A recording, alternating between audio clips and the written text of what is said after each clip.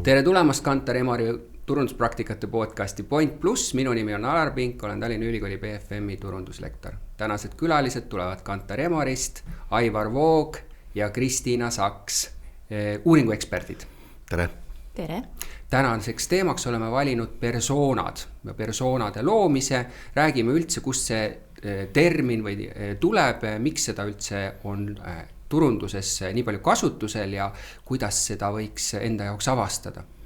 Aga ennem kui me sinna liigume, et Aivarit me juba tunneme, aga Kristiinat me veel ei tunne, et räägime täpsemalt, kus sina sattusid siia uuringute valdkonda? Siin konkreetselt Emoris ma olen töötanud viimased 6 aastat. Enne seda ma tegin doktorantuuri Tartu Ülikooli siis meedia ja kommunikatsiooni erialal. Ja siis selle kõrvalt ma juba ka tegutsesin uuringute valdkonnas. Mul oli oma selline väike uuringufirma, et kombineerisin siis sellist ülikoolis doktori töö tegemist ja juba siis ka eraettevõtlust. Ja ütleme nii, et minu selline varasem teekond on väga loogiline jätk või kuidagi loogiliselt kulgenud, sest et ma olin hästi selline laps, kellele meeldis väga küsida kõige kohta ja juba gümnaasiumi ajal töötasin kohalikus maakonna lehes reporterina. Sealt edasi siis ülikooli ajal, kui ma läksin ajakirjandust ja kommunikatsiooni õppima, siis ma töötasin Postimehes majandusreporterina. Nii et tegelikult päris paljudes ettevõtetes, kus ma siis praegu olen partneriks uuringueksperdina, olen ma siis omal ajal käinud ajakirjanikuna, et niimoodi loomulikult see siis kulges, et mind on kogu aeg saatnud selline huvi selle, ütleks, et kommunikatsiooniteoorias üks klassikaline küsimus, et kes ütles kellele mida, millise mõjuga, et see mõju teema on mind kogu aeg kõnetanud ja et inimesi paremini mõista. No ajakirjanik on ka üks suur uurija, eks ole, et aru saada, mis ümbruslikult toimub, et hea ettevalmistus ühte või teistpidi minna sellesse valdkonda. Absoluutselt, see oli täiesti suurepärane kool, ma arvan, igale uurijale, et sa iga päev lähed erinevatesse ettevõttesse, erinevate inimeste juurde, üritad aru saada, kus on need murekohad, saada inimesi rääkima, kes võib-olla tegelikult ei tahagi rääkida, et uuringute valdkonnas on ju samamoodi väga oluline, et sageli selle arvamus, kes ise üldse ei taha rääkida, on sageli veel see kõige olulisem just kätte saada, et jah, see oli väga selline hea algus ja nagu alati pannakse noori ajakirjanikke sellistesse, ma ütleks, et mine sina, et nendel on alati nädalavahetusel aega ja et oli väga selline põnev aeg. No mis sind Emori juures kõige rohkem köidab, et mida siin teha saab, mida teistes kohtades näiteks võib-olla ei saaks niimoodi teha? Üks põhjus, kui ma oma doktorantuuriga olin lõpusirgel ja mõtlesin, mida edasi teha, et ma kaalusin päris tõsiselt ka teadusmaailma jäämise ja siis sellise erasektori vahel. Emori puhul mind võlus väga tugevalt see rahvusvaheline kogemus, et rahvusvaheline baas, et Emor on rahvusvaheline ettevõte enam kui 100 riigis. See tundus juba enne mulle väga selline nagu ligimeelitav kõrvalt ja nüüd, kui ma ise siin sees olen, et siis tõesti on väga äge, et sul on suured koosolekud, kus ongi korraga koos näiteks kvalitatiivuuringute juhid Ameerikast, Afrikast ja Austraaliast, et sa näed, mis mujal maailmas samamoodi tehakse. Et sa saad olla nagu esimeste hulgas, kes võib-olla sellist nagu globaalseid trende siia Eestisse ka toob, et see mind väga nagu kõnetas ja inspireeris. No suurepärane, lähme teema juurde, enda juurde, et persoonad, et proovime kõigepealt mõtestada lahti, mida me selle all mõtleme. Kristiina, mis sa arvad, kuidas me võiks seda välja öelda, et kes see persoona on ettevõtte jaoks? No minnes tagasi oma juurte ehk ajakirjanduse juurde, siis mulle meeldib kõneleda persoonadest kui persoonilugudest. Aga kui ühe sellise ajakirjandusliku persooniloo aluseks on üks konkreetne päris inimene, siis ühe persoona aluseks on võib-olla 10, 100, isegi mitmed tuhanded ka päris inimesed. Ehk et persoona on selline kujuteldav lugu, mille aluseks on siis paljud inimesed, et me suudaks näiteks 1000 inimest ette kujutada sellise ühe inimese nahas.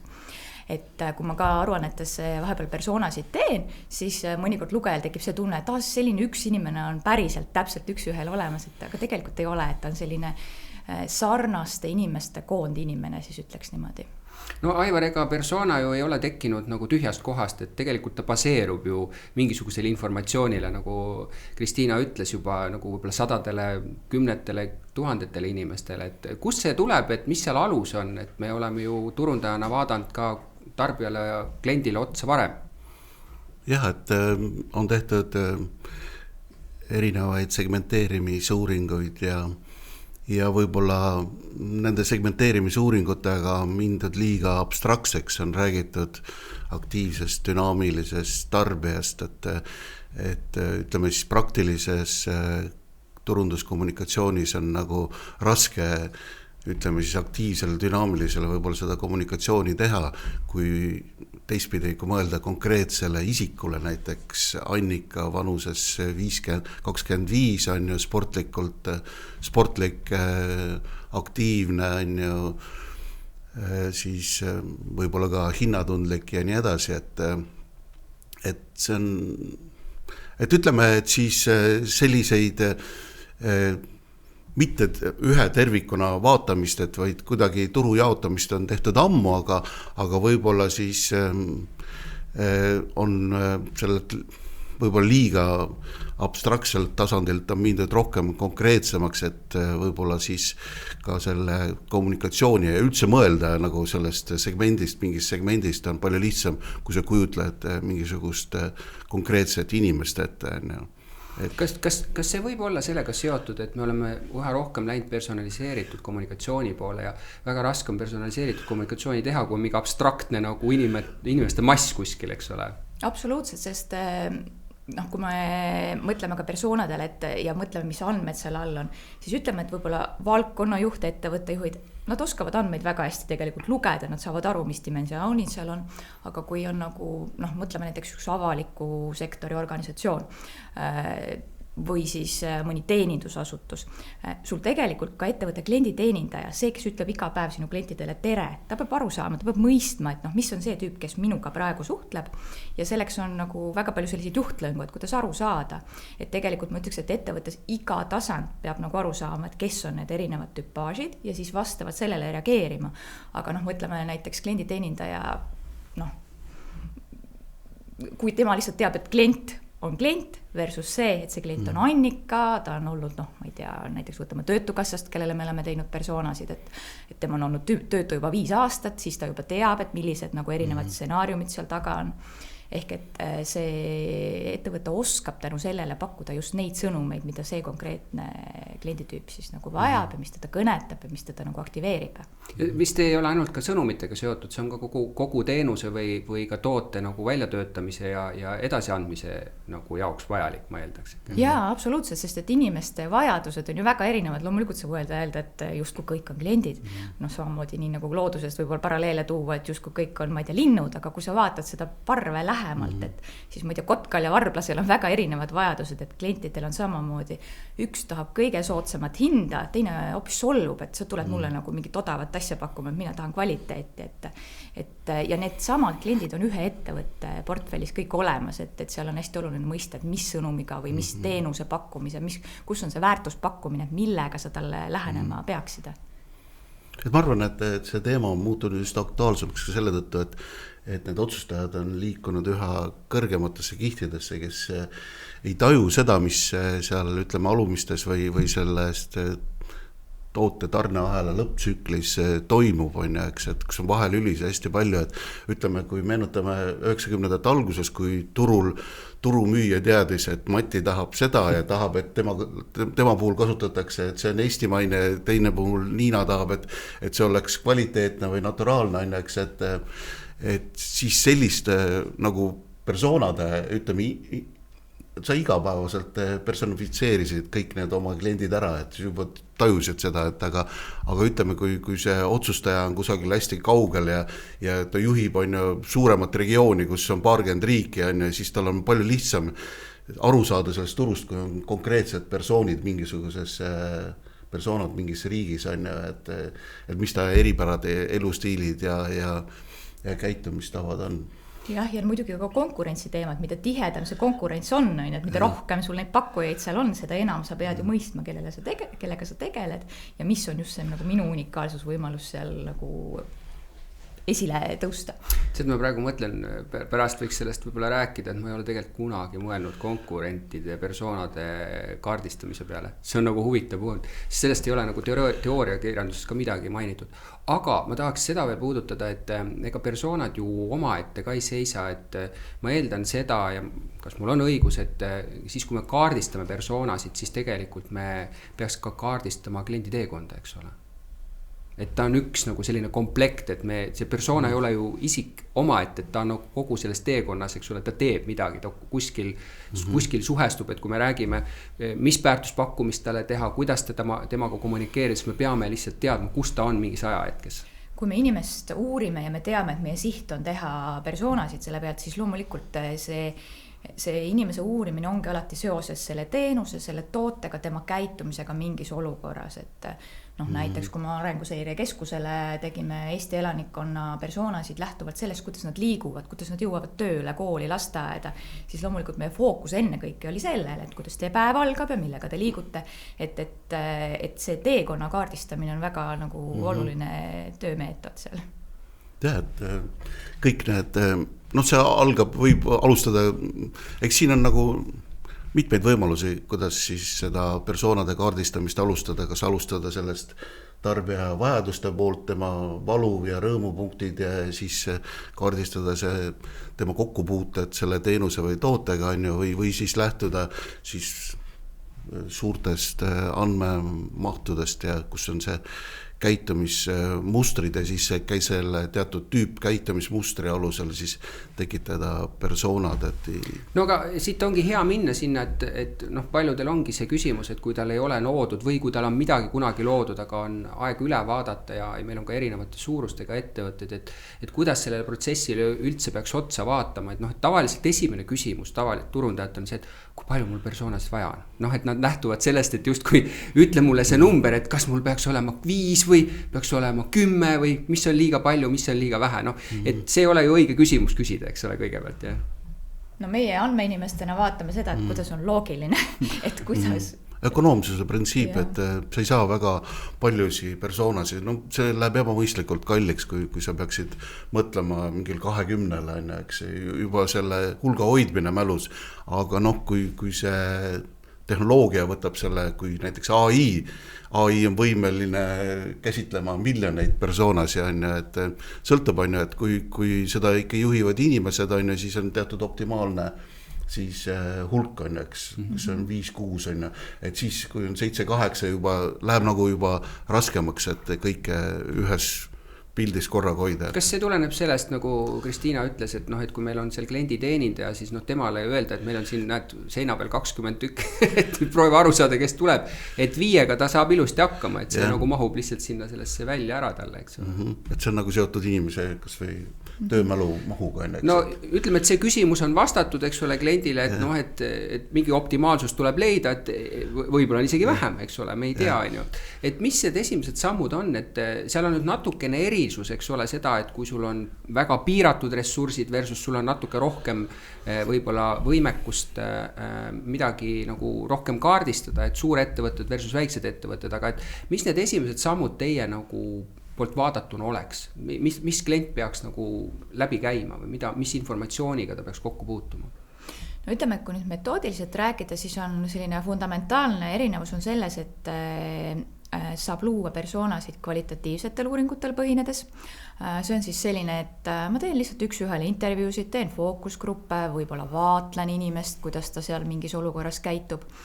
Ja selle põhjal siis koostan sellised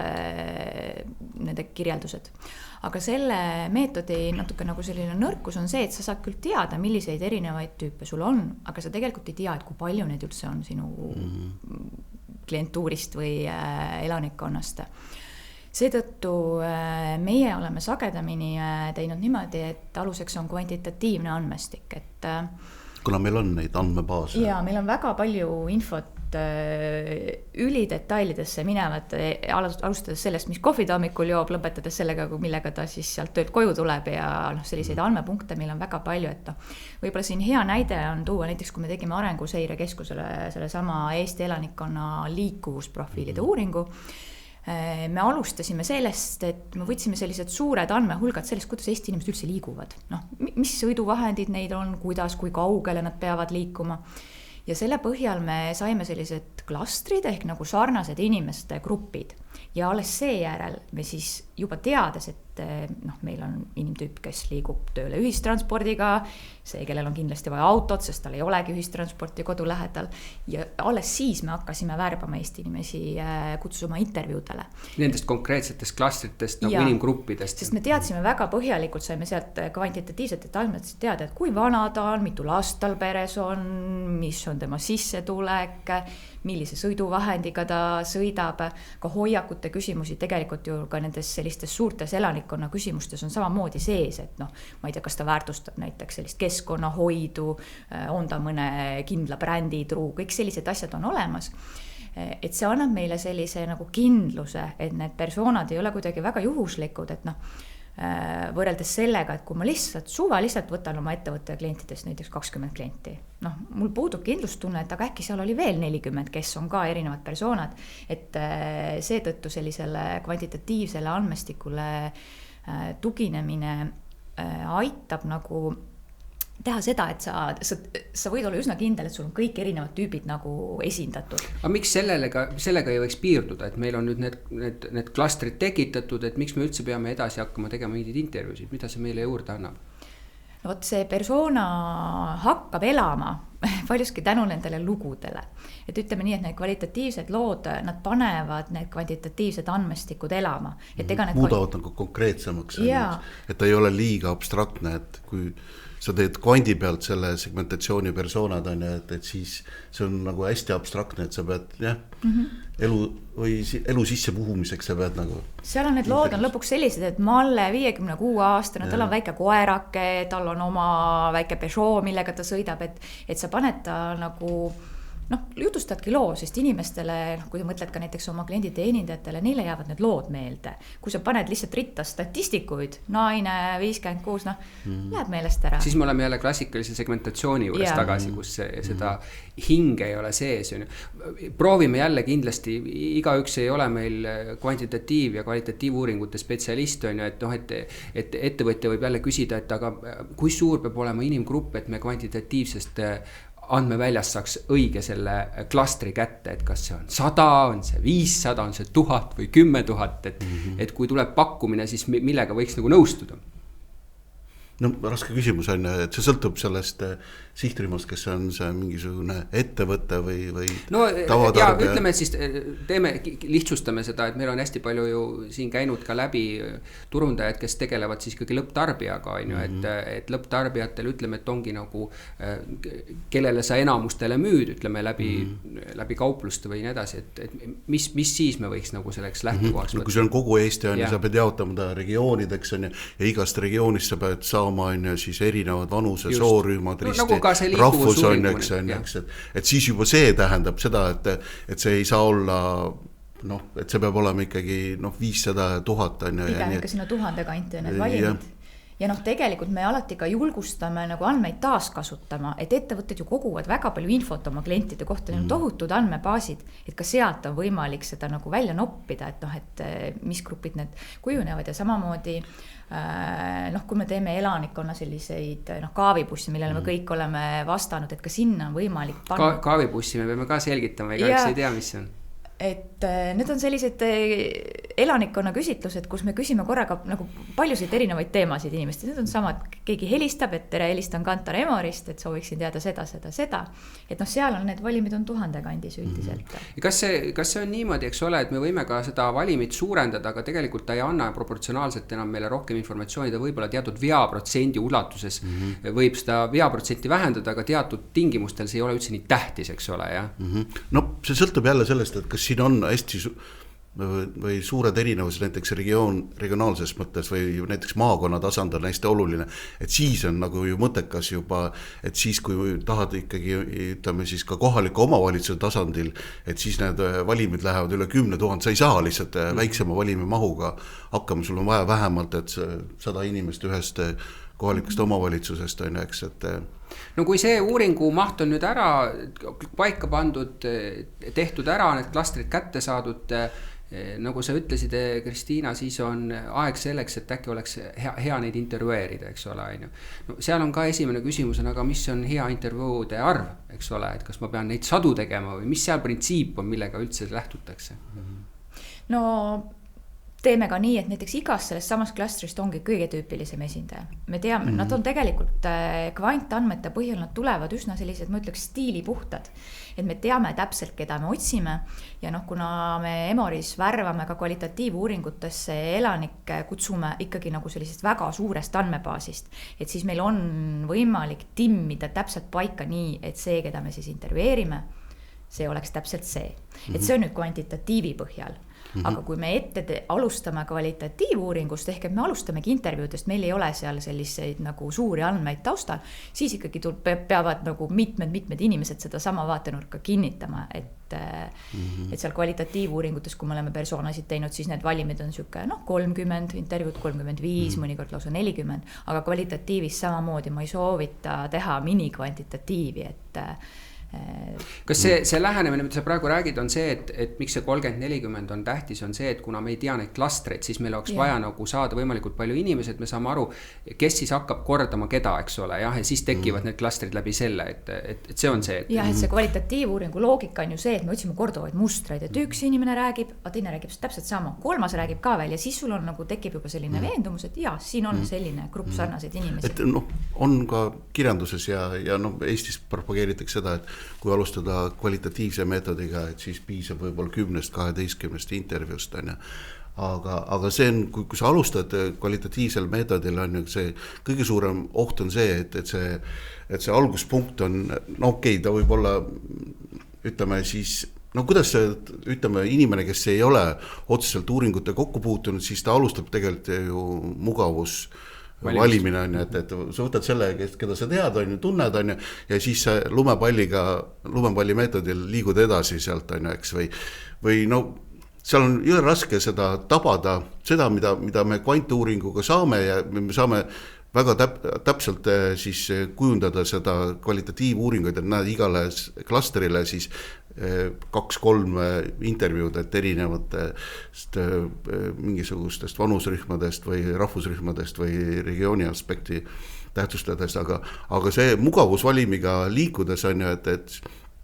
et sa võid iseenesest teha 10-12 intervjuud, aga sa teed seda nagu oma tutvusringkonnas, et suure tõenäosusega,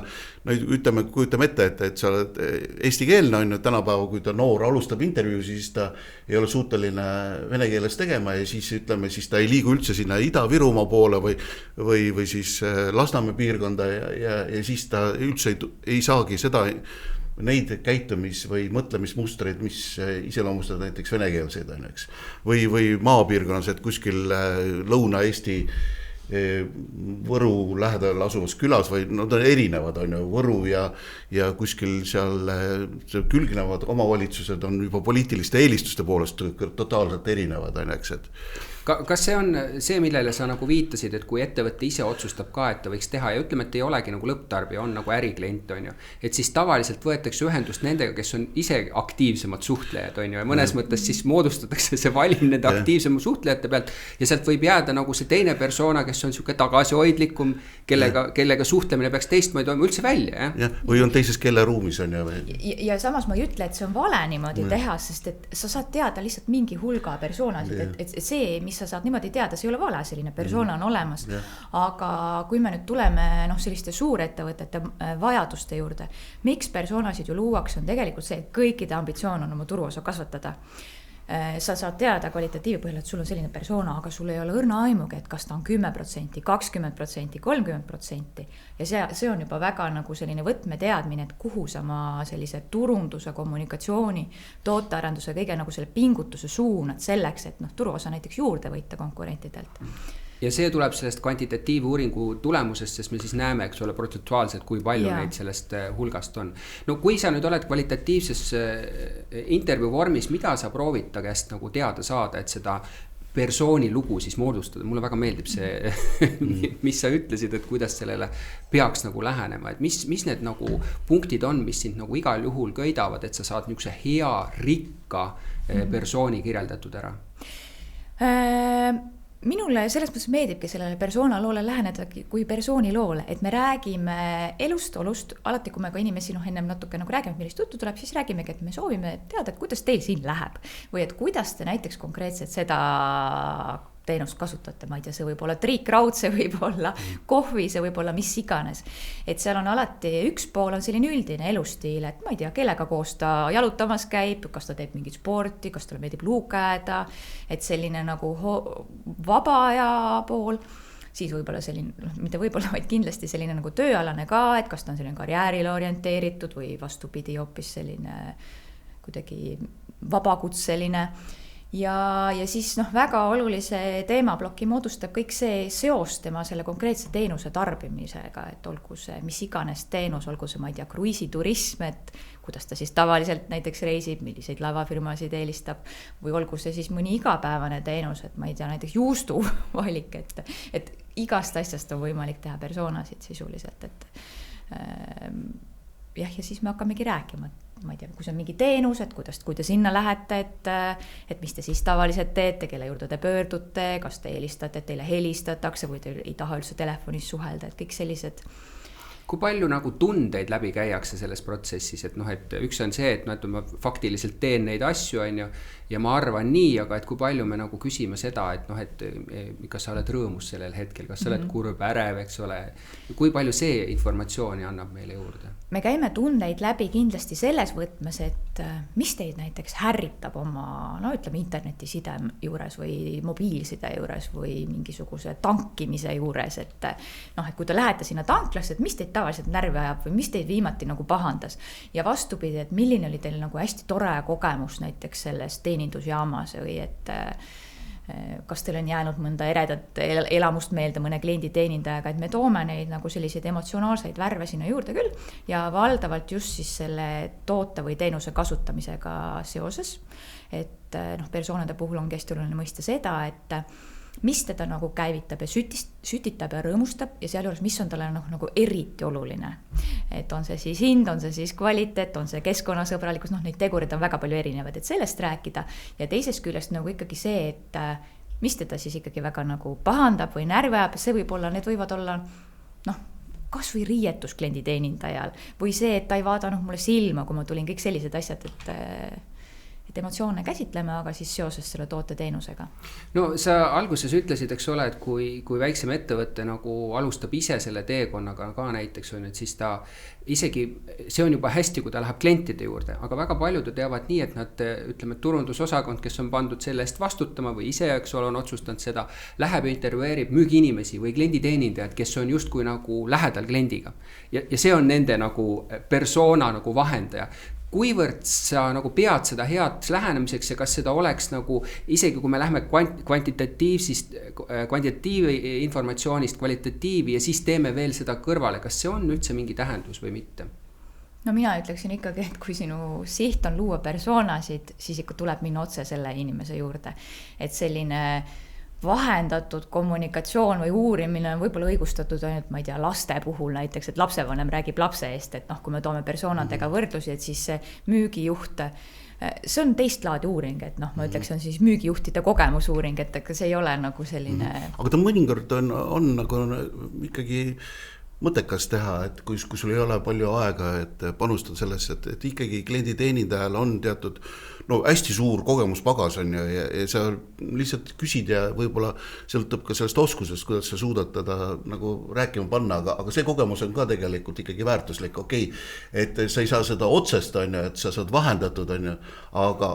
mingitel momentidel see ökonoomne lähenemine on ka nagu mõttekas. Aga see annab sulle pigem nagu sisendi selleks, et kuidas neid persoonasid uurida või nagu mingisugune aimdus, et mul on sellised persoonad. Et see edasi liikuda, aga esialgse pildi nagu. Et seda küll, et kui sa mõtled, keda ma üldse võiksin hakata siis uurima, et see on nagu heaks sisendiks, et loomulikult. Jah, et kui sul ei ole seda raha, et seda kvantitatiivi sinna alla teha, on ju, jah, et sa ei saa protsentuaalselt, aga sa justkui saad mingit klastrit teada, kelle juurde siis minna, jah, et meil on nagu erinevat tüüpi seda piiratuna siis, eks ole, sellele kogemusele, kes meiega suhtleb, sest nagu me teame, et võib-olla mingid kliendigrupid meieni ei jõua, et see on siis selle üldise kvandi nagu eripära. See on tegelikult väga hea, kui klient annab oma oletusi, et mul on selline tunne, et väga suur tüüpaaž on selline, et see aitab meid ka edasi, et mille alusel neid persoonasid otsima hakata. No jaa, aga vaata, ma olen näinud, paljud teevadki ja jäävadki sinna, et nad tegelikult ei lähegi kliente ise nagu intervjueerima, nad ei tellista, nad piirduvadki sellesse ettevõtte sisesse nagu arvamusse on ju ja hakkavad selle pealt tegema, et noh, et mis see risk siis lõpuks on kliendile, kui ta, mitte klient, noh ütleme nagu ettevõttele, kui ta sellega piirdub. No kas või kogemus see, et paljud juhid, kes alustasid 90-ndatele, siis tegelesid ise, puutusid kokku kliendiga on ju, ja tunnetasid väga hästi on ju, eks, ja tal formeerub mingi kõhutunne on ju, eks, et see intuitsioon ja siis ta kontrollib seda intuitsiooni siis ütleme siis oma müügimeeskonnaga või klienditeenindajatega, et nagu kehtib, aga turg ja elu ju muutub hästi ja sa mingil hetkel kaotad ära selle tunnetuse, et tekivad mingisugused uued trendid, uued täiesti segmendid, kes mõtlevad täiesti teistmoodi kui juht, kes omab mingisugune 10-15 aastast isiklikku kogemust antud valdkonnas. No sealt on hea küsida kohe, et jah, me teeme selle töö ära, et kui tihedalt peaks siis üle kontrollima, mis selle turuga toimunud on? Persoonad on pidevalt muutuses tegelikult küll, et noh, ma ei ütle, et nüüd see turg saab täiesti fundamentaalselt tagurpidi minna, et ma ei tea, turuliider kaotab kogu oma turuosa, aga ikkagi on muutuses, nii nagu inimesed ise on ju muutuses, et mis on tema jaoks nagu sellised põletavad teemad, et nii nagu ettevõtted üldiselt reageerivad samamoodi, noh, persoonad ju muutuvad ajas. Mis see ajaliselt tähendab, kas võiks iga aasta, iga 3 aasta tagant nagu vaadata korra peale ja noh, sa ei pea nüüd massiivset uuringut uuesti tegema, aga... Siin on veel ka muidugi see vahe, et noh, näiteks kui me võtame sektori, võib-olla energiaäri näiteks, et me saame noh, näiteks täna määratletud persoonad, nad suure tõenäosusega noh, 5 aastaga ikkagi täiesti ümber ei lähe. Küll aga näiteks, kui meie juurde pöördub mõni ettevõte, kellel on praegu väga väike turuosa, tal on ambitsioon kasvada, siis tema kliendi profiilis need persoonad muutuvad. Et noh, elanikkonnas on seda, endiselt see persoon on olemas, aga tema konkreetne kliendi profiil nagu muutub, et tal tuleb ühte juurde võib-olla võrreldes varasemaga. Et see peaks eristama see, ütleme, traditsioonilised sfäärid on ju, kus need muutused on ju väiksed on ju, et juustu ostmisel ma ei usu, et seal need ostumustrid või käitumismustrid väga oluliselt või kiiresti muutuksid, aga kui tegemist on mingi täiesti uute toodetega on ju, ja see toode on kasutuses mingi 5-10 aastat ja siis seda enam ei ole, tekivad uued alternatiivid või noh, täiesti uut laadi tooted on ju, et siis on seal ikkagi seda uuendamist, värskendust on ikkagi pidevalt vaja ja tänapäeva tehnoloogiline areng ju viib selleni, et kus personifitseerimist tehakse reaalajas on ju, kui kaasata AI on ju, eks, et selliseid lahendusi on ka juba olemas, et seda reaalajas pidevalt täiendatakse selle uute andmetega on ju, ja siis vastavalt sellele uutele nendel käitumismustritele, kas siis modifitseeritakse või siis tekitatakse täiesti midagi uut juurde. Ja eriti kiiresti tegelikult muutuvad sellised kasutaja kogemused, ma ei tea, mingid mobiilirakendused, kõik sellised hästi tehnoloogia mahukad teenused, et ettevõt, see on tõesti nagu väga-väga kiiresti käib see areng, et see, et ma olen täna uurinud, kuidas ta minu rakendust on ja kasutab, ei tähenda, et aasta pärast seda samamoodi kasutab. Kristiina, sa alguses ütlesid konkurentide uurimise kohta, siis ma tegin selle remargi, et huvitav, et persoonade vaade, et ma nüüd mõtlen korra siukest konstrukti, ja ma tean, tegelikult ettevõtted ei ole niimoodi vaadanud, aga äkki võiks vaadata, et kui sa kvantitatiiviga paned paika klastrid, sa näed tegelikult, missugused persoonad on turu peal, kui suurt osa on sellest, siis sa tegelikult pead hakkama mõtlema enda sisemiselt, eks ole, kas sinu väärtuspakkumine kõiki kõnetab, seda me saame ju ka tegelikult uuringut käigus nagu ju küsida, keda sa kasutad, miks sa kasutad, nii edasi, on ju. Et sul joonistub seal välja tänane sinu kliendibaas ja potentsiaalselt, keda sa võiks nagu persoonadena veel võtta, on ju. Aga sellega ju tegelikult kaardistab välja ka, kes on sinu konkurentide peamised persoonad. Me lihtsalt, ma nii palju tean, et kliendid pole kunagi minu meelest seda küsinud, on ju, ja sisemiselt ei ole ka pandud paika nagu konkurentide persoonasid. Aga kas ei võiks seda teha, sellepärast siis sa nagu näed, kelle vastu sa nagu, et ütleme, et kes sul turul on, mis sõnumiga ta võiks turul olla? Seda võiks, seda peaks ja me teemegi seda tegelikult sellepärast, et areng ju on alati konkurentsis, et sa ei ole üksik laev seal merel, et meie ikkagi, kui me teeme sellised kvantitatiivse uuringu põhjal persoonasid, me vaatame neid tulemusi alati konkurentsis, et kus sul on üldse potentsiaali nagu sekkuma minna, et noh, kui sa nagu näiteks näed, et on mingi persona tüüp, konkurendil on teda väga palju, ülirahulolev on see persona tüüp ka veel seal tema juures, no see on, ma ütleks, et korralik jäämägi, mida lõhkuma hakata, et äkki sa leiad võib-olla natuke väiksema mäe, millest alustada, kui sa oled selline turu väiksem tegija. Et iga ühel on nagu oma koht turul, aga küsimus ongi see, et kuhu ennast siis nagu targalt positsioneerida. On soovitused veel turundajatele ju sellised antud, et meil on selline asi nagu vestlusrobot tihtipeale, et me oleme digitaalsetes kanalites, eks ole, see sama aken, mis seal tuleb, seal ei ole alati inimene taga, et soovitused on välja töötada vestlusroboti persona või personad, et persona. Kas seda tehakse mingi konkreetse näopildiga? Jaa, aga seal on need kõik aspektid, milline see pöördumine, eks ole, kas ta on niukene emotsionaalne mitte, kasutab ta meelega, eks ole, vigu, eks ole, et muidugi meil on seadusandlus tänapäeval Euroopas, kus sa pead identifitseerima, et tegemist on robotiga, aga see ei muuda seda, kuidas see asi peaks välja nägema, et mis sa sellest arvad, et me nagu mitte ainult kellele me midagi teeme, aga kellena me midagi teeme, võiks siis kaudsemalt võtta vestlusroboti üheks osaks, aga et defineerida meid ka persoonadena. Meie kui suhtlejad, eks ole, ettevõttes on ju ka, kas siis üldine kommunikatsioon või siis klienditeenindajad on ka mingit liiki persoonana vastas, on ju, siukene klassikalises mõttes ettevõtte nagu tone of voice ja siukene nagu, aga vaadata seda rohkem persoonana, kas see oleks liiga nagu out there lähenemine või? Mis sa arvad sellest? Seda ei ole kuskil kirjas. See on nagu päris selline, ma kujutan ette, kliendile loomulikult väga meeldiks see, et ma lähen sinna ise teenindusse ja kohe, ta juba teab, milline ma olen, ja mida ma sealt otsima tulin. Tema juba teab, et ära sa jumala eest mind telefonist tülita, ma ei taha seda kõne vastu võtta, et kõiki selliseid asju. Võib-olla jaa, aga mis me ka oma uuringutest ikkagi vähemalt praegu me sealmaal veel ei ole, kus Eesti inimene väga tahaks selle juturobotiga vestlema minna, et see on üsna seal tal on see kokkupuutepunkte nii vähe, et seda tunnetust, et okei, kui ma ChatGPT-ga igapäevaselt suhtlen, et siis tal võiks tekkida nagu mingisugune tunnetus, et mis minu küsimused on ja selle pealt ta võiks juba nagu ka suhtlusstiilis, et kas ta pakub aktiivselt midagi või pakub hästi lühidalt või pakub hästi pikemaid juba variante, mis tasemel neid lahendusi ta pakub, Aga see võiks olla nagu see teekond, kuhu me võiks mingi moment ju äkki jõuda või?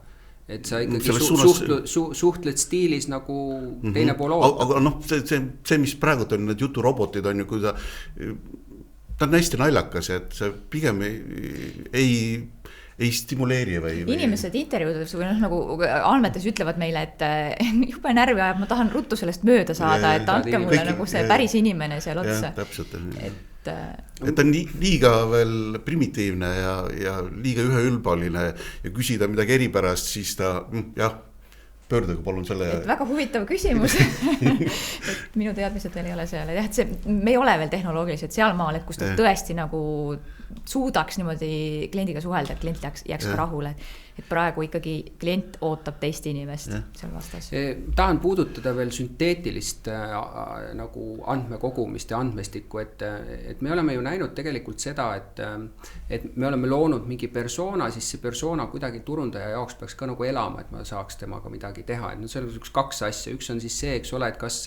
kui me jätkuvalt peaks mingisugust informatsiooni koguma, et mis osa sellest me saaks selle sünteetilise dataga nagu tulevikus asendada, kas sa üldse usud sellesse? Ja teine küsimus on selles, et me näeme maailmas on juba rakendusi, et see persona on ehitatud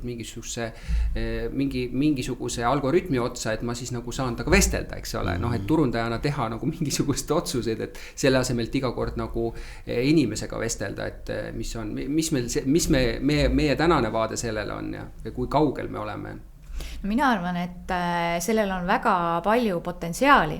ja mulle nagu väga meeldiks see, et me olemasolevatest andmetest nagu võtame võimalikult palju, mis võtta on, et kui me kas või mõtleme kvalitatiivuuringutele, Emor teeb aastas, intervjueerib 100 inimesi, see on 100 tunde intervjuusid. Ja seal taga ju tegelikult inimene räägib sellist asja, mis pakub väga paljudele huvi, et ehk et me sisuliselt, meil on 100 inimest sellest teemast juba rääkinud, aga me iga kord nagu uuringus hakkame uuesti seda küsima. Et tegelikult oleks ju väga tore, et me teame, et on 100 intervjuuses on sellest teemast juba räägitud, et me saame sealt niimoodi kokku tuletada selle. Seal on nagu selliseid õiguslikke ja andmekaitse nüansse ja kõike selliseid asju, et inimesed peab siis ennem ka loa küsima, et me nüüd vestleme teiega ja edaspidi me võime küsida 10 erinevaid küsimusi selle andmestiku põhjal, mis te olete vastanud. Aga kui vaadata üldiselt, siis ESOMAR-i ülemaailmse turu-uurijate ühenduse teemade ringi, siis sünteetilised andmebaasid ja digitaalsed mitmikud, see on hästi populaarne teema ja selles osas suurkorporatsioonid on aktiivsed, aga tehnoloogia areng on võimaldanud seda, et ka hästi väikesed tegijad on sellesse panustanud ja siit tuleb pidevalt selliseid uudiseid, ja siin on juba kogemustega, kes on juba 4-5 aastat tegelenud digitaalsete mitmikutega, et kasutatakse siis nii promotsioonide kui ka pakendite hinnatasemete testimiseks, et see, mis on nagu võrrelda siis reaalse inimesega, see digitaalne mitmik on väsimatu, et temaga saad kontrollida 1000 miljoneid erinevaid variatsioone, et reaalinimene on juba mõjutatud esimesest kogemusest ja järgnevad on juba tulenevad sellest esimesest, aga et see maailm areneb tohutu tempoga edasi. Aga kas seda võib vaadata kui vaadata positiivsest võtmesid, see on üks osa kestlikkusest, et sa ei raiska inimese aega kogu aeg, eks ole, et ta saab panustada ühiskonda teistpidi tagasi, selle asemel, et anda sulle, eks ole, seda tagasi. Et me kasutame seda, mida me oleme küsinud, et seda kogemust ja siis me ei pea tema poole uuesti ja uuesti igapäevaselt iga kuu pöörduma, vaid et me oleme midagi sünteesinud, aga me siis hiljem seda valideerime ja võib-olla siis, kui on digitaalsete mitmikute puhul, et siis seda saab pidevalt kalibreerida, et ta ikkagi oleks adekvaatne. Me oleme nüüd teinud intervjuud ära, saanud sellise rikkaliku kirjelduse, kuidas see asi formaalses mõistes lõppeb, eks ole, et me peame ju midagi sealt saama, et me saaks turundajana seda lugeda või näha või siis klienditeenindaja seda lugeda või näha, et mis on selline ideaalne vormistus sellisele persoonale, et me saame taga tööd edasi teha? On erinevaid formaate, aga üldiselt minule meeldivad sellised võimalikult ülevaatlikud, et ongi sellised elustiili hoiakud, kes ta on inimesena ja siis konkreetselt sellised tootesse ja teenusesse suhtumine ja ikkagi ka väga selged ootused, et mis on tema põhiküsimus, millele tema tahab sinult vastust saada. Et seda persona kirjeldust ei ole nüüd mõtet teha ka sellist, ma ei tea, pika laupäeva lehe mõõtu 5 lehekülge lugemist, et ta peab ikkagi olema ülevaatlik ja kes siis soovib, et siis saab veel sellist veel detailsemat vaadet, aga sageli need persona sellised linnulennud ülevaated on näiteks üks PowerPointi slaid, et sa saad väga kiiresti ülevaate ja see on oluline selline linnulennud ülevaade just selleks, et jällegi jõuda näiteks klienditeenindajate, nendele, kes küsitluskeskuses või vastavad kõnedele, et tõesti, et see töömälu ei ole väga suur, et ma saan seda suurt pilti kogu aeg hoida silme ees, et kes on näiteks need 5 võtmepersoonat. Ma olen ka teooriakirjeldusest lugenud, et soovitataksegi 2 asja, nagu sa ütlesid, üks on selline võib-olla 2-3 lehekülge kirjeldanud rohkem kirjeldus, võib-olla ütleme, kui turundajana vaatan, siis et ma agentuuri briefin, siis mul on talle anda ikkagi rohkem informatsiooni, et võib-olla ta saab sealt mingit kaemust rohkem. Ja teine on tõesti selline isegi pool A4, eks ole, selline hästi kompaktne põhiasjad, tsitaadid mingisugust, mis on natuke inspireerivad ja neid isegi soovitatakse teha kleebise kujul. Et sa sisuliselt kleebita siis sinna oma sellesse kabinetti üles, et see on see, kellega sina tegelikult peaks kogu aeg arvestama. Ma ei tea, kas see oleks hea ettepanek või? Miks mitte, et kui ma olen näiteks töötukassas nõustaja ja ma tean, et mul tuleb täna 5 pikaajalist töötut, et mul on seal kuskil laua peal see, miks mitte, et see aitab mul meeles pidada neid erinevaid ootusi, mis on see tema taust või samamoodi, et kui ta tuleb, sa näed juba. Eriti kui on tegemist uue või väikese kogemusega, et siis see abivahend on täiesti adekvaatne ja aitab kindlasti, aga kui on pikaajalisega, ütleme, kes on 30-40 aastat töötanud, ma arvan, et see temal on see kõhutunne juba ka. Ja intuitsioon on juba niivõrd adekvaatne või niivõrd mitmekesine, et suudab. Ma olen vahel kogenud ka seda, et tõesti, kui ongi 30 aastat töötanud seal ettevõttes ja kui ta näeb neid persoonasid, siis ta nagu ütleb, nii tore, keegi sõnastas selle ära, et ma olen nagu seda tundnud ja ma nagu märkan seda ise ka, aga nüüd ta ongi niimoodi nagu formuleeritud kujul, et keegi pani sõnadesse selle, mida ma olen nagu mõelnud või tundnud. No see on see, kes on pikalt olnud ja ta nagu valideerib sinu jaoks selle töö, eks ole, aga et just, et kas see ju aitab väga palju neid inimesi, kes organisatsioonid selle sisse tulevad, eks ole, näed, et selle asemel, et anda patakas, eks ole, sellist suur andmestiku, ta ütleb, et näed, et need on need, kellega me igapäevaselt nagu töötame, on ju, et vaata see kaemus ära ja hakka tööle, on ju, et seda vanasti ei olnud ja see oligi minu meelest nagu põhiprobleem, on ju, ka selle sotsdemmi või ma ei tea, käitumusliku nagu kirjelduse puhul või psühhograafilise kirjelduse puhul või nagu need segmentatsioonid olid, on ju, et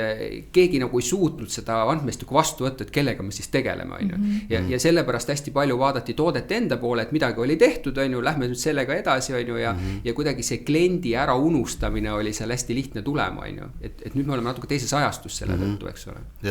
Kiirde organisatsiooni sisseelamisse, selles mõttes küll. No aga mis meil siit, kus meil edasi üldse teekond selles persoonades saab olla, et me juba rääkisime sünteetilistest... Digitaalsed mitmikud, ütleme, kasutaks seda.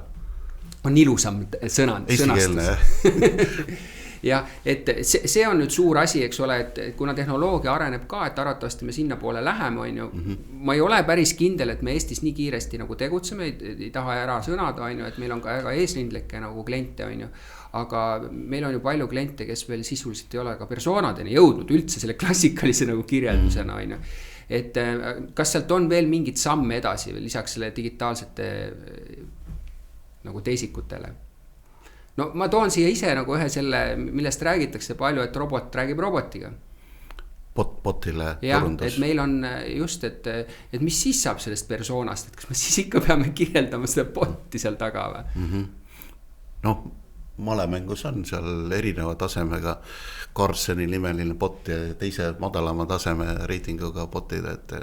iseenesest võib seda täitsa teha, et sa müüd siis ütleme siis väga nõudlikule botile ja siis ütleme sellisele lihtsale, et seal võib-olla nagu... robotitel on ka võimalik seal mingisugune segment teha, et see on see, et kuivõrd keeruliseks asja kujundada, et kui sa teed ökonoomsemalt ja lihtsustatud, siis ta nagu ei ole nii... No seda võib, ütleme, et kui kuulajale või vaatajale on seda raske ette kujutada, siis ta võiks tänases mõttes nii, et kui sa näiteks Google'is lähed ja paned mingi oma sellise otsigu sisse, et sa vajad mingit sellist asja, see on ka tegelikult juba kirjeldus, eks ole, ja? Või sa lähed selle samas tehisintellektis, eks ole, teed selle prompti, et ma vajan sellist asja, see on ka see kirjeldus ja nüüd me tegelikult,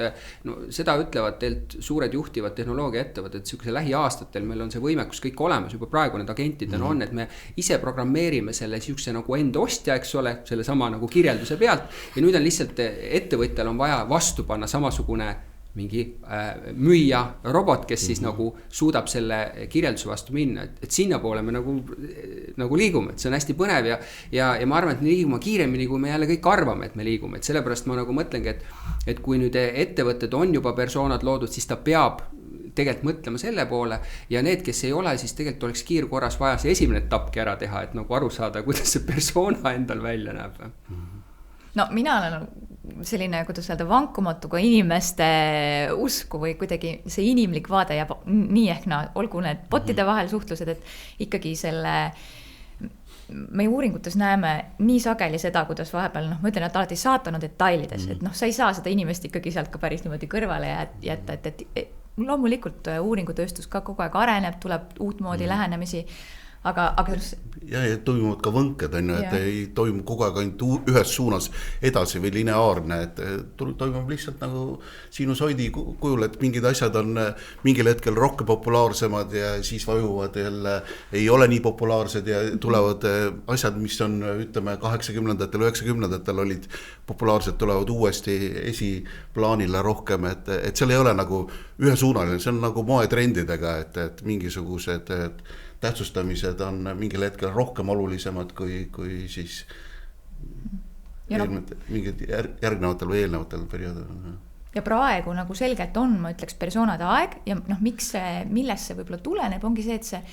maailm on kuidagi nagu nii killustunud, et noh, sul nagu hästi kirju on see mosaiik, et mind aitab edasi minna see, kui ma saan vähemalt aru, et ma kogun need sinised. Üldistatud, yeah. Et mingisugused ei ole, et me ei kujuta ette 8 miljardit eraldi isik. Ja ka inimeste soovid on tegelikult hästi sellised, et ei ole see, et ma ei tea, anna mulle kohvi ja hästi küll on ja, et tal on nagu kust vihmametsas see on, kuidas see on toodetud, kes, kust, et me oleme nagu hästi... Vaata, see on hea näide see kohviga ka, et nagu Starbucks muidu ei oleks nii populaarne, kui inimesi ei oleks nii erinevate soovidega, sest tal on ka ju nagu väga erinevad tooted selle vastu. No kui me nüüd suutsime, eks ole, kuulajale, vaatajale panna pähe, et see on ikkagi õige asi, siis mis otsused ta nüüd tegema peaks homme päev, et kuidas siis sinna teekonnal asuda? Mis otsused ta peaks tegema, et jah, me võtame ette, aga et mis need järgmised siuksed nagu 3 sammu tema jaoks oleks, et üldse teele saaks asuda? No ütleme niimoodi, et kui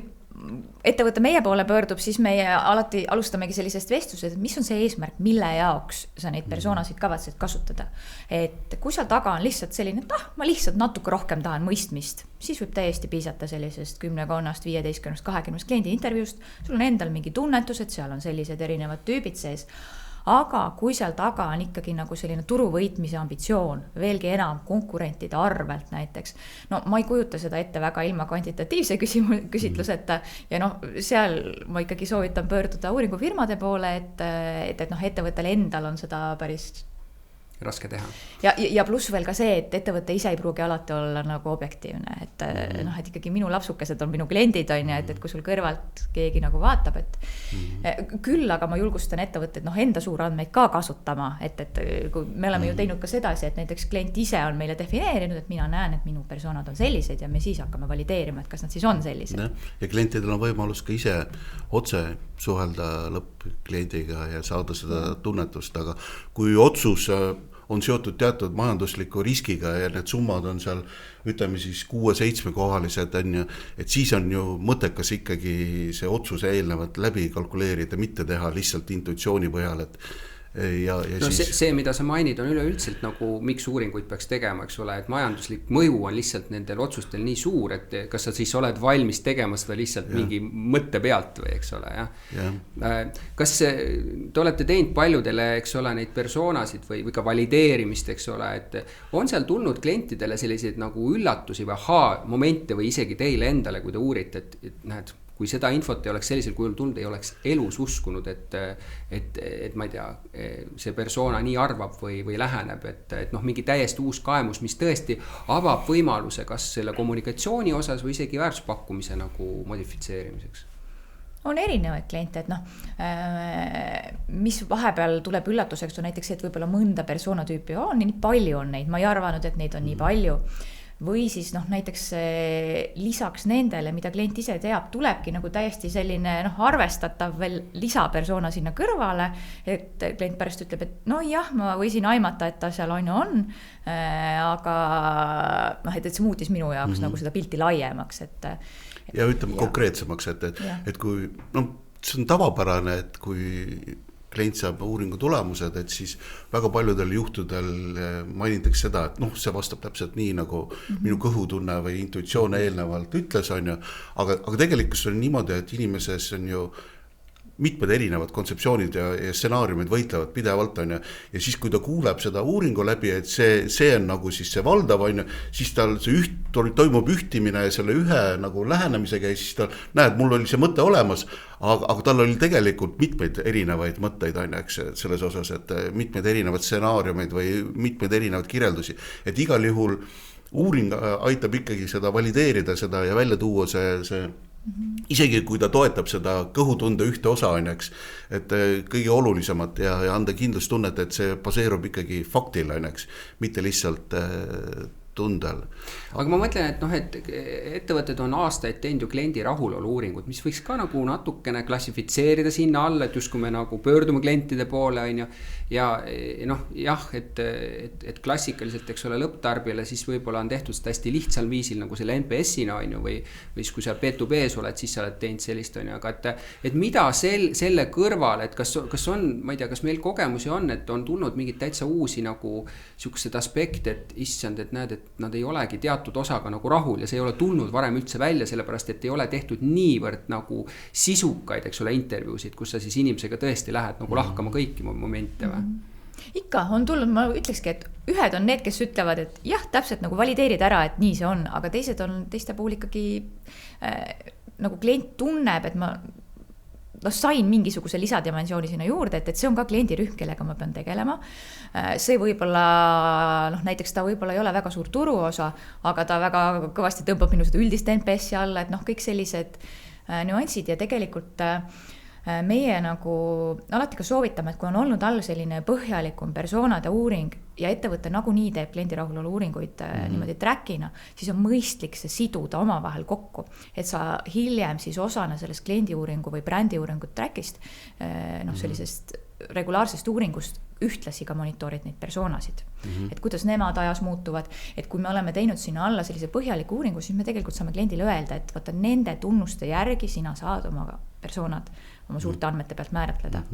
Ja osad persoonad võivad ju sellised olla, et ta on, kui tema käest küsida, siis ta on kõigega rahul, aga ikkagi mingil hetkel ta teeb otsustuse, et vahetada või osta midagi muud, et siis aitab see persoona aitab paremini aru saada, mis pärast näed rahulolu on, aga ikkagi minnakse ära või ostatakse. Avatus on millegi pärast olemas ikkagi veel kolmanda pakkuja suhtes, eks ole. Ja võib-olla tuleb ka seda huvitavat infot, et ei olda rahul, aga millegi pärast ostatakse, et selliseid tooteid ja teenuseid on ka, et kus öeldakse mingi asja kohta, et kõret, see on kehv, aga millegi pärast ostusituatsioonis ta satub ikkagi valikusse, eks. Ja see on tegelikult, ma ütleks ka üks selline nagu, meie üks raskuskoht, aga samas ka väga põnev väljakutse, et kuidas neid persoonasid siis määratleda. Et kui sa talt küsid, loomulikult kõik tahavad kõige odavamat hinda, aga mis arvad, et ta siis selle võrra tahab kehvemat kvaliteeti, et kõik tahavad ikkagi nagu parimat kvaliteeti võimalikult soodsama hinnaga, olgu 5G levi, olgu see, ma ei tea, mis iganes, et ega see nagu kui üks persona räägib mulle, et ta on selline, see ei tähenda, et üht aegu ei ole ka nagu teissugune. Aga see on nagu huvitav moment, et korra tahaks seda puudutada, et kas et me arvame, et me oleme ratsionaalsed. Me nagu arvame, et me tahame nagu käitume ratsionaalselt. Et kui sa nüüd oled palju teinud neid, just ka võtme persona nagu alusuuringuid ja neid samu intervjuusid, kuigi intervjuusid teete ka teiste asjade jaoks, kuivõrd sa saaksid öelda, et inimesed tegelikult ikkagi on nagu emotsionaalsed ja kui palju nad on ratsionaalsed. Sa just nagu kirjeldasid, et ta nagu tahab tegelikult odavat hinda, aga midagi on seal veel. Et mis see tegelik olukord on, et kas see on põhjendatud, et turundajad räägivad ikkagi seda brändi on vaja ehitada, neid emotsioone on vaja seal nagu juhtida versus lihtsalt anname selle hinna ja on kõik nagu korras? See vastuolu ja pinge on kõikides uuringutes ja see on tegelikult, ma ütleks see uurijate ekspertsus, et kuidas sa seda teed, et meile üldiselt selles mõttes väga meeldivad sellises konkurentsi positsioonis neid asju vaadata, et sealt saab nagu väga palju ikkagi kätte seda, et mis olukorras ta läheks siis konkurendi juurde, et ta võib küll olla väga kriitiline, aga ega ta sellepärast ära ei lähe, aga näiteks ta läheb ära sellepärast, et sul seal, ma ei tea, tanklas kohv on selline või selline, see oli väga ekstreemne. Jah, et meile alati meeldib minna siis ka detailidesse ikkagi, et mis on need erinevad teenuse sellised nagu näidikud, mida ettevõte pakub ja kust tuleb nagu see punkt, et mille pärast ta on valmis konkurendi juurde minema. Aga eksisteerib igal juhul turul selline impulsiivne, spontaanne tarbija, kellel ei olegi ratsionaalset põhjendusi, kes iga hetk muudab oma valiku kriteeriumi. See, kuidas ta otsustab mingil hetkel, sõltub nagu puhtul kujul sellest ajast ja tal on see variatiivsuse soov on nii suur, et ta igal juhul vahetab. Aga see on, eks ole, otsustes, kus sul see rahaline kulutus ei ole nagu suur. Ma mõtlen, et meil oli, eks ole, siin jutuajamine kinnisvara valdkonna esindajaga ja siis ma just mõtlesin, et nemad on ju valdkonnas, kus inimene võib-olla teeb üks korda elu jooksul väga kalli nagu otsuse, eks ole, hästi palju emotsioone sellega ja hästi rahaliselt jällegi nagu kalkuleeriv see, et ma kogu aeg nagu mõtlen, et selle toote vastu nagu midagi turundada versus, eks ole, võtta nätsupakk, eks ole, et need on kaks täiesti erinevat asja, et ühe puhul see kaotus. Sa ei saa, kui isegi see otsustusprotsess on hästi pikk, et see kinnisvaraobjekti ostmise otsus võib sündida läbi 2 aasta, kalkuleeritakse, kaalutakse erinevaid variante, aga lõppvalik võidakse ikkagi teha puhtal kujul mingi emotsiooni alusel näed, et see keskkond, kuhu ostetakse või see maja visuaal, mida nähakse, on midagi erilist,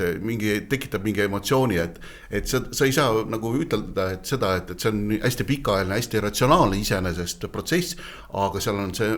lõppotsus võib sündida mingisuguse emotsiooni mõjul. Et me ikkagi nagu kaalume nende kahe peale, on olemas ju ratsionaalse valiku teooria, mis ütles ju ainult seda, et inimene on väga kalkuleeriv ja ta teebki ainult nagu kalkulatsioonide pealt, ja siis tulid teised lähenemised, mis ütles, et tegelikult on emotsioonidel väga suur osakaal, on. Et me tegelikult praegu, kui me intervjuusid teeme, me jõuame sinna samasse, et on mõlemad pooled teilt inimesel kaetud, eks ole, et sa ei saa ühel või teisele ainult nagu absoluutselt, minu meelest siin on väga hea paralleel valimistega, et on need, kes iga kord valivad täpselt seda sama ja on need, kes teevad nagu et iga kord peab keegi uus olema, et see variatiivsuse dimensioon on see põhiline driver, et ja inimene ise sageli arvab, et ta on ratsionaalne, aga me teeme Emoris ka väga palju selliseid nagu käitumisteaduslikke uuringuid alates sellest, et kui sul on, ma ei tea, külmkapi peal mingisugune post-it, see võib mõjutada seda, et sa, ma ei tea, õhtul pärast kella 10 ei joo mal Coca-Colat või sellised nagu väiksed müksud teekonnal mõjutavad kõike seda, et mida inimene teeb, et inimene ta arvab, et ta on ratsionaalne, aga ta tegelikult on palju rohkem emotsionaalne. Ma just mõtlengi sellepärast, et kui see niisugune nagu A4, A5, eks ole, sellest persona selles, et mida see sama intervjuu annab juurde, on ju see sama emotsionaalne mingisuguse tsitaadi, kuidas ta tunneb sellest konkreetsest tootest. Ja see võib tihti peale anda turundajale ju palju suuremat informatsiooni kui see, et näed, et ma ei tea, ta ostab sellise hinnaklassiga toodet, on ju, et see ei ole ju väga inspireeriv ka tuleviku väärtuspakkumise loomise suhtes. Jaa, absoluutselt. No igal juhul ma tänan teid, et tulite avama persona tagamaid, et loodetavasti kuulajale vaatajale tekkis natukene parem arusaam, kuidas protsessile otsa vaadata või kui nad on juba teinud, siis äkki kuidas edasi nagu seda asja vaadata, et igal juhul teie poole võib alati pöörduda, kui selles osas on küsimusi, et Emoril on palju kogemusi persoonade väljatöötamisel ja tänan kõiki Point Plussi kuulajaid ja loodetavasti kuulate ja vaatate meid ka järgmisel episoodis. Aitäh! Aitäh! Väga!